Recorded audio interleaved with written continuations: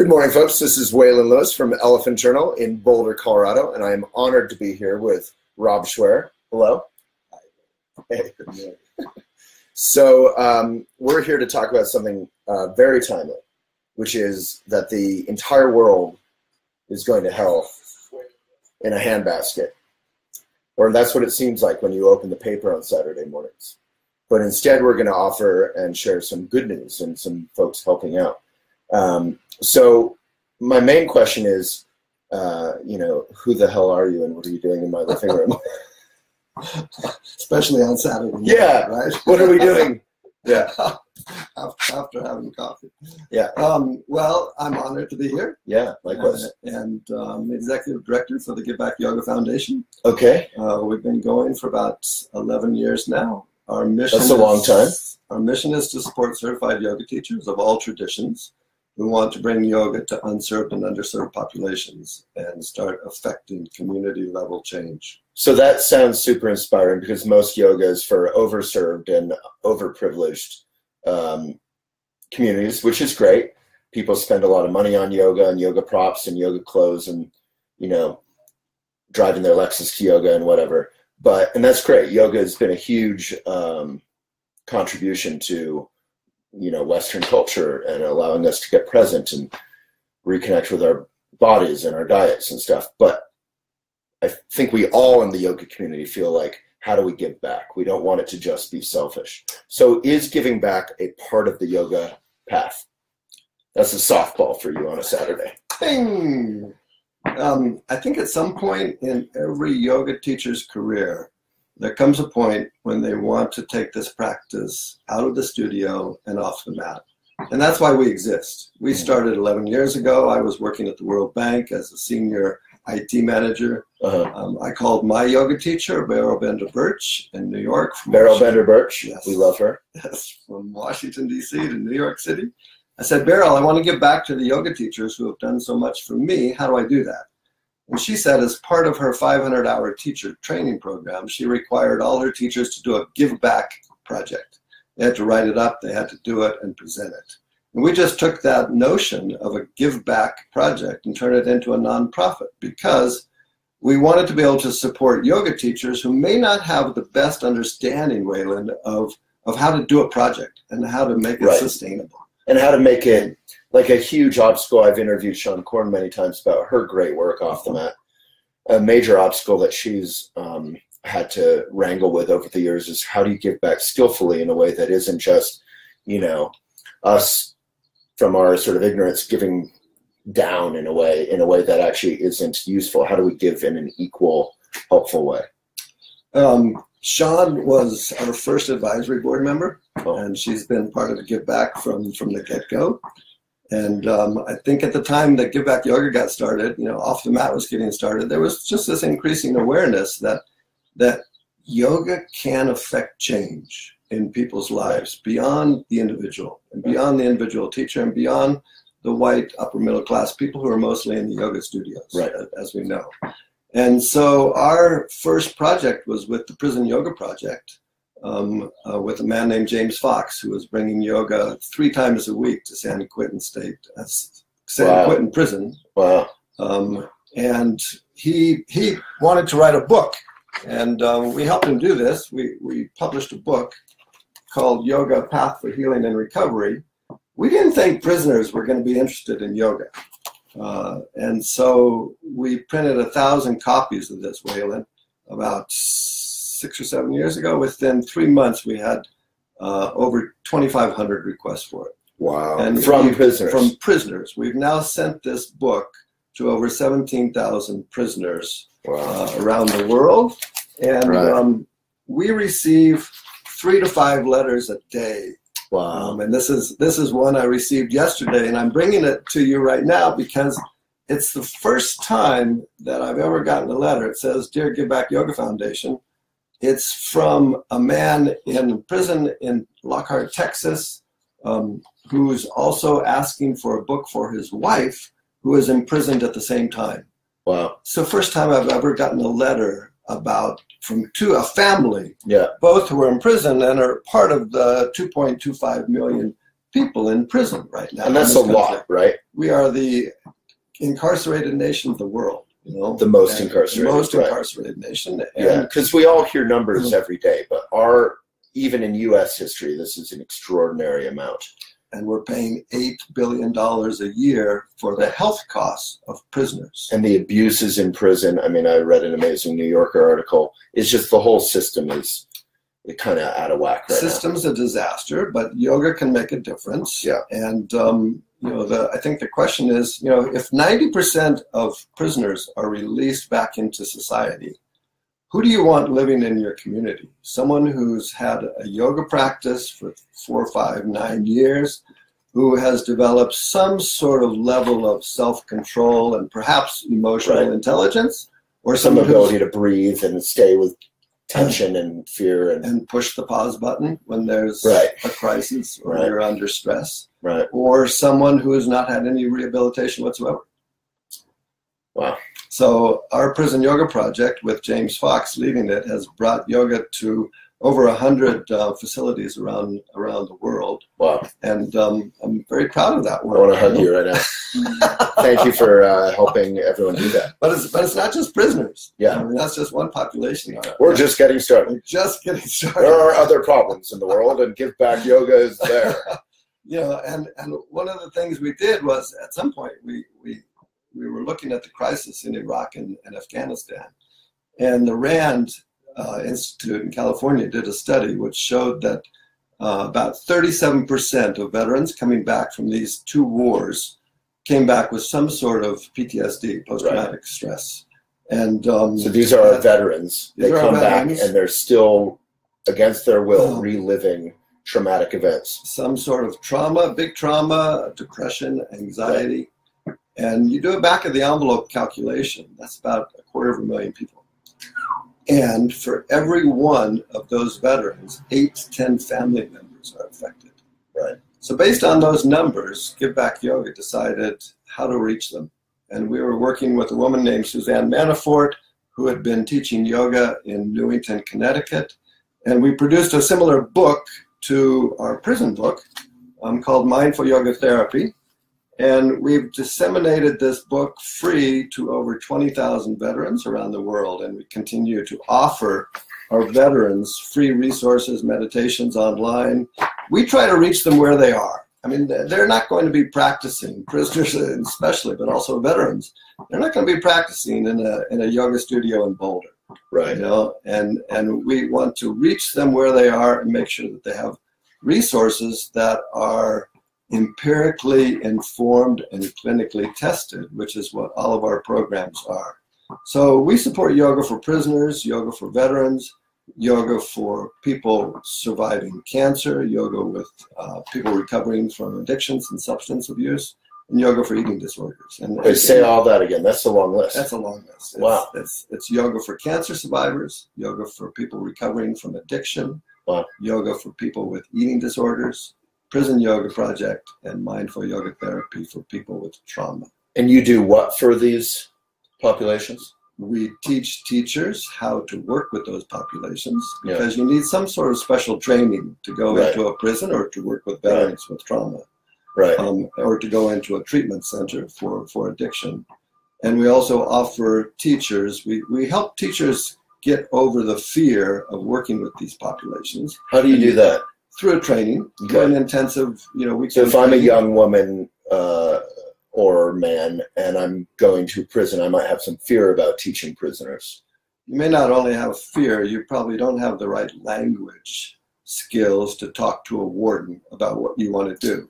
Right. Okay. And that's what we offer. We offer specialized trainings through these programs. We have one coming up in Boulder next week for yoga of 12-step recovery. But this is not just Boulder-based. Where are you? We're a national Kickstarter organization, and we're based in Boulder, but we're all around the country. And so teachers who want to start programs also come to Give Back Yoga Foundation because we help them initially with some either soft funding or some yoga mats, mostly. We've distributed in the past 2.5 years over 10,000 yoga mats around the world to help kickstart yoga programs for unserved populations. We do that in a partnership with Gaia. Oh, nice. Yeah. Good for Gaia. Good for Gaia. Or Gaia or whatever they are. Gaia still? Gaia. Okay. Now. Okay. Yeah. So I have lots of questions. So how do you get funding for all this good work? You apply to Give Back Yoga Foundation, www.givebackyoga.org. I mean, how do you get funded? How does Give Back Yoga fund all this good work? Now you're addressing the big question. Right. We rely increasingly on corporations, individuals, and we have some really good partnerships with Lululemon and the Here to Be program, with Gaiam, with Mind Body Online, and anybody who wants to donate to the Give Back Yoga Foundation to support the spreading of our mission in the world. And that's why. So how do they do that? They go to a little plug here. So if you are inspired and you have too much money and you're irritated by how much money you have, or your company wants to, give back, and I'm sure it's tax deductible and all that, it's givebackyoga.com or .org. .org. And it's not only tax deductible, Waylon. We run a really tight ship. 90 cents of every one of our dollars goes to support our program. And that's a great percentage. So that's a great percentage in the charity world. I'm not making $1 million serving here. And we do really, if you're not, we really do really if you're not making work. $1 million, how do you afford to live in Boulder? I haven't made it, but yeah, just a joke. Sorry. My next question is, if you want to get one of these books, how do you do that? You can also do that online at www.givebackyoga.org. Okay. And you can request it for a veteran, you can request it for a prisoner, and we ship every week for free. So if you have a family member or a loved one who is in prison or who is a veteran, you can go to the website. Hopefully we put that, we have put that in. Thank you, Travis, is our editor on duty, and request those books. Chances are everyone does, Waylon. Chances are everyone in this country has someone who's been in the military, or someone who's now part of the criminal justice system, or someone who's dealing with an addiction. Right. Company accepted, of course. Right. Right. I think there's some jokes in there, but I won't go there. So, but the addiction crisis, like I went to high school in Vermont, and the addiction crisis is out of control there. Well, maybe not out of control. They're doing a lot of good work with it, but it's never been bigger. So between all the things you address, and we're just getting started, right? You address some other issues. Do you want to touch on a few? Substance abuse costs our country $600 billion a year. Wow. And what we're suggesting is, that there's a health crisis, with the spending. We're spending $3 billion to treat veterans with PTSD. And we have a protocol which has been independently studied that shows that yoga and mindfulness can help reduce and alleviate the effects of PTSD. So all we're saying is yoga is one tool, it's one modality. It's not the only one. It's not a magical solution to everything. It's not a silver bullet, but let's give it a try. I mean, if you're in a ditch, Waylon, and it's a big ditch, do you keep digging deeper to get out of it? Or do you try something else? We're saying stop digging deeper, and give yoga a try, because our programs are clinically tested and we know they work. Nice. So how did you come to be involved, or you co-founded it? I co-founded it with Beryl Bender Birch, right? And I was, as I said, senior manager at the World Bank. Yeah. And it was an intention. So what do you do with that intention? I mean, at the time, I had an intention to give back to yoga teachers. I didn't know how it would manifest. What was your connection maybe with Beryl? Because when I think, IT manager at World Bank, I don't think your next move is Give Back Yoga Foundation. Beryl was my yoga teacher with her husband, Tom Birch. So I studied with them in New York for several years.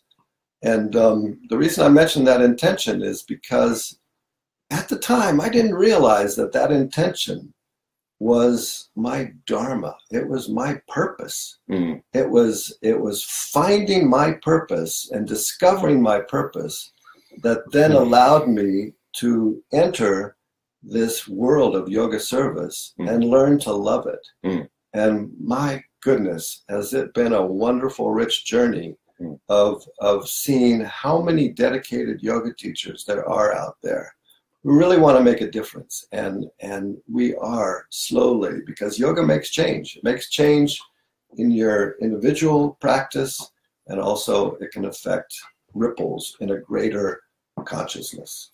So one of our first ladies was a great activist, Eleanor Roosevelt, and she said a quote that keeps coming to mind. She said, I was miserable my whole life growing up. She had a rough childhood in some ways. And she said, when I discovered volunteering or service, I was happy. I discovered that I was happy for the first time, and I never wanted to do anything else. So giving in the Buddhist tradition, I think we even have it on our tote bags, but says if you want to be happy, think of others first. And if you want to be miserable, think only of yourself. Nothing's wrong with taking care of yourself or thinking of yourself, but only of yourself. And I think that's a really important point you made, because yoga teachers who want to serve can burn out if they're not taking care of themselves and if they're not doing their practice. Right. And it's doing the practice that brings you into an awareness of connectedness with other, and a greater awareness that this is about service. To me, all of yoga is about service. Yeah.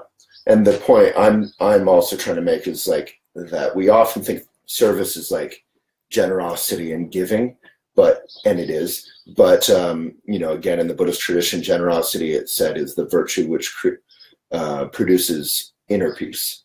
So it's a way to contribute to your own well-being. So if you feel isolated or unhappy or depressed, often connecting with community and finding a way to give back is a very wonderfully selfish pursuit, because you can actually feel happy. I don't think you have to serve a wider community. Or some people have a calling to work with prisoners or veterans or people with addictions.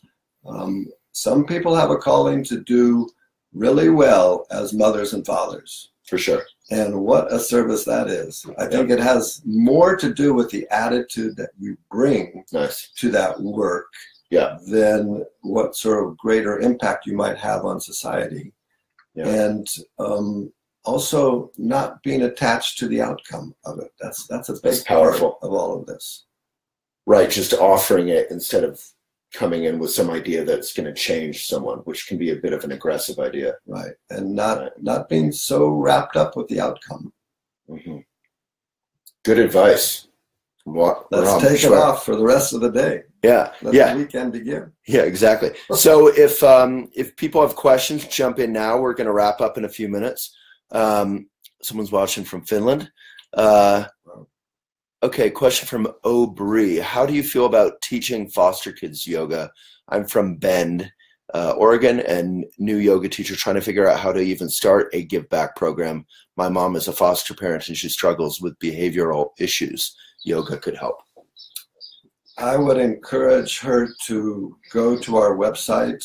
We have over 100 blogs of teachers who are bringing yoga to unserved populations. Mm-hmm. Learn from other yoga teachers who have been doing this work and have started programs and have had some sort of calling to bring yoga to a particular population. And don't reinvent the wheel. There's other people who have been working with these populations. Right. So seek out people who have done that and learned from their successes and their mistakes. Exactly. And their challenges. And connect with them. Yeah. Great. And you do let's just touch on some environmental stuff. Do you do some environmental stuff? We have an online module. It's a 6-hour teacher training program called How Can I Serve? And it's available through Give Back Yoga Foundation, and it's co-funded with Lululemon Here to Be. 6 hours of amazing content that helps a yoga teacher go through. It's a complement to a 200-hour or 300-hour teacher training program, and it helps a teacher go through what their judgments might be around working with the homeless, what sort of inspiration they could get from people who are leaders in this country, like Sean Korn, Beryl Benner Birch, and then we're planning to do next year a whole module on yoga, sustainability, and climate change. Fantastic. Because just think, Waylon, I mean, you're a good exemplar of this, of how you're taking control of your own individual behavior in what you consume, how you transport yourself in the world physically and mentally. Right. You can't see, but Rob is wearing bike shorts and bike shoes here. It's very boulder. Yeah. If we can expand that, and this is what the yoga practice teaches us, we can begin to start changing how we are in the world and affect climate change, I think. Right. Thank you. So I'm going to see if there's any other questions. If you have one, jump in. Cynthia is saying, amazing mission, meaningful vision. You're making a difference. Thank you. So hi from Peru. Look at that. We were just talking about Peru. And we had recently, we had a yoga studio in Australia. Waylon, we had one in Belgium. Sign up and register for our Yoga Make Exchange campaign. And this is really important. It's in November. We call on all. So if you want to get involved, Yoga Make Exchange, go to our website and sign up and register to do a donation class, which helps us expand our mission into the world. And yoga studios everywhere are participating in this. Last year, over 400 studios from around the world participated. We hope to at least double that. We want 1,000 studios this year because it's a fact. Yoga makes change. So let's get behind that, especially in November, a time of Thanksgiving, and really work to expand our mission in the world. And that's a very easy way to start being involved. You don't have to get any training, do any in-depth work. You can donate one class. I'm proud to say almost every yoga studio in Boulder has signed up. Great. Well, Rob, thank you. Thank you, finally connect. Big fan. If you enjoyed the video, there's been a ton of viewers, so that's cool. I guess Saturday mornings are a good time for folks. Please give it a like or a love or a funny faced emoticon or a heart or a thumbs up or whatever you want. That helps the video get beyond the Facebook algorithm, out beyond the choir to all those who might give a care and want to give back. So thank you again, Rob, and thank you everyone for tuning in. Thank you all. We're doing this for you. You guys are the ones who can make this happen and expand. So thank you so much. All right, and thank you to Sophie, who's hiding. Hi, everyone. All righty.